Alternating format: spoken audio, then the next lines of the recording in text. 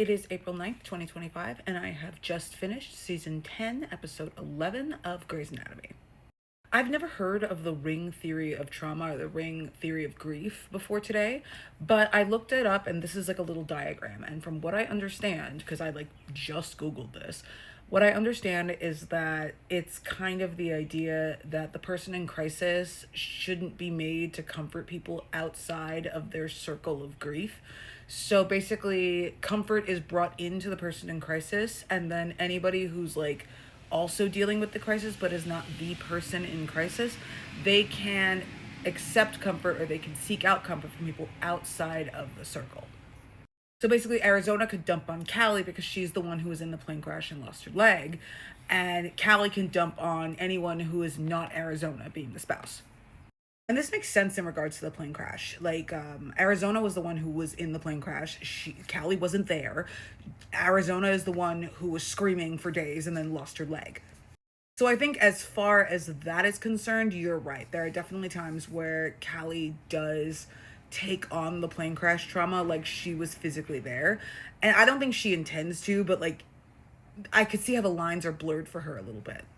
But when it comes to her daughter losing the father of her child, for losing her best friend in the whole world, for having to represent her best friend and their daughter in this whole thing, when it comes to the lawsuit and all of that, that Callie absolutely is the center of that. She lost the father of her child. Does she get her wires crossed in regards to the plane crash that Arizona also suffered from? Yes. But I also think that neither of them are being as fair to each other as they could be. And unfortunately, any sort of high ground that Arizona has in this debate about the ring of trauma and whether Callie is centering herself instead of Arizona, she loses it when she has the affair. And not only that, she develops a relationship with one of the interns, Leah Murphy, who, when she was introduced, she was sleeping with Alex. She was kind of putting herself out there a little bit.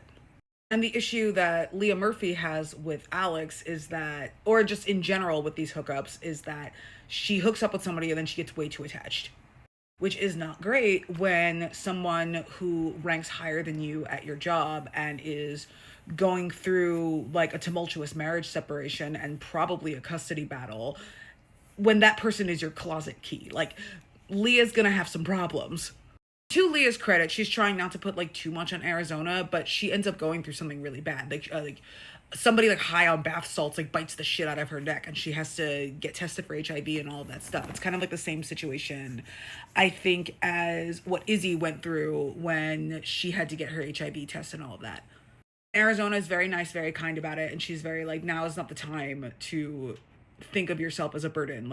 We are here to support you. This was fucked up what happened to you. Leah's really, really into her, which is why you feel bad when Callie eventually relents and she's like, hey, Arizona, I do want to work this out with you. And Leah's in the room with her without any clothes on, and Arizona's like, you need to leave, you need to get out. You can tell that Leo was just a distraction for her, and it's just this poor intern. Honestly, the season 9 interns' lives are just suffering. I feel bad for all of them.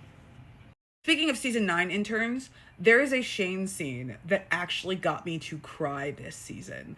This show has gotten me twice, and both of the times it had to do with some one-off patient. So during the Halloween episode, Shane keeps running into this lady that no one else is seeing. She has breathing problems, she keeps asking for Heather Brooks. There's a lot of crazy stuff happening. This is also the same episode where Leah gets bitten by the bath salts guy. So all of the different plots kind of come together, all of these one-off patients that are dealing with Halloween themed illnesses. A kid almost gets scared to death, bath salts guy, and then this lady who's just she just looks kind of like a strange oracle woman who keeps asking for a dead doctor. And then it turns out that what Heather was doing was that she was low-key taking a lot of these homeless indigent patients who couldn't pay for anything, and she would get them the stuff that they need and not put them in the system, which is why Shane couldn't find her. And Shane is if you need anything, call me. I've got you. And I don't know why. This scene got me. It got me where I lived. I haven't had a good couple months. Maybe that just wasn't helping. It just was a bad time to be watching an emotional medical television show. But I watched that episode and it got me. They also seem to be putting Shane and Christina together, and honestly, I love this for her. I really, really do. Christina has spent a lot of time dealing with attendings, people who rank higher than her. Let her be the attending who shows an intern how it's done in more ways than one now. Like, come on, let's see that growth. Joe and Alex are dealing with some traumatic stuff. A random patient happened to come in, and it happened to be Alex's father. And Joe was like, hey, like, you might not get another chance at this. You should probably make up with him. And Alex is like, what the fuck, girly? Like, we just started dating. You can't tell me how to deal with my father. Get the fuck away from me. But then it turns out that he did listen to her, and he did go and see his father, and like ended up having like this sort of bonding moment with him. And then it turns out that the son that Alex's father is all torn up about missing is a 12-year-old that he, in the family that he left after he left Alex's. And Alex was like, you know what? Fuck you. I shouldn't have done this. Then he freaks out at Joe again. I really don't like the way he's freaking out at Joe right here. And he's like, I listened to you and this still didn't happen. I didn't know I could feel worse about my father. And now the dad is sick again, and he ends up going to find Joe because Joe is trying to be like open-hearted towards this person. And Joe is like, I can't do this with you. I'm sorry. And then it turns out that he actually is having a medical emergency, and now he's at the hospital and Alex has to deal with it now. And none of this is Joe's fault, and I would really like him to stop blaming her, please. He's still the only man on the show worth a damn, but I'm a little mad at him at the moment. Jackson and the other intern, Stephanie, they're going strong. I don't believe this will be going on for much longer because April's wedding to the EMT is imminent, and I know what's going to happen at that wedding. But if I didn't know what was going to happen at that wedding, I still would not trust this was going to go the distance because of the way that Jackson looks at April when Stephanie's not around. Which sucks because Stephanie's actually a pretty good girlfriend. Like, she dealt with everything with Jackson's mom. They have a good like chemistry. They have a good rapport, and for that I respect. Because Jackson is not into her the way that he's into April, and you can tell this by the way that he engages with the EMT, the way that he engages with April. April, for her part, is planning her wedding. I'm really proud of her. She stood up to her ain't shit sisters. I don't know if she knows that Jackson has feelings for her, but I think if she did, she would not be going through with this wedding. Also, as a former Purity Pledge girly, I understand April's struggle, and I don't really love the idea that the EMT Matthew sees them as inherently unequal because she's had sex and he hasn't. Like, ew, Matthew.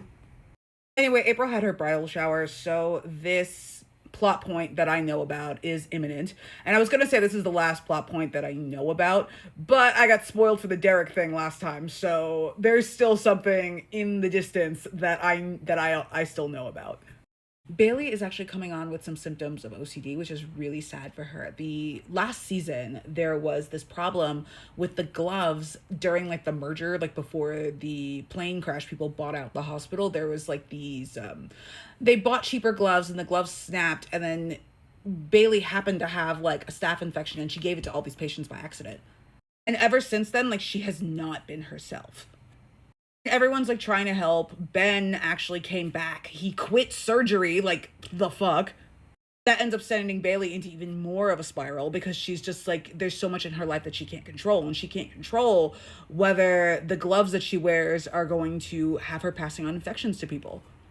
But as of what I last saw, she just started to take her meds thanks to Richard being helpful, and like they managed to squash their beef from last season. So good for them. Meredith and Christina are still fighting. Very sad.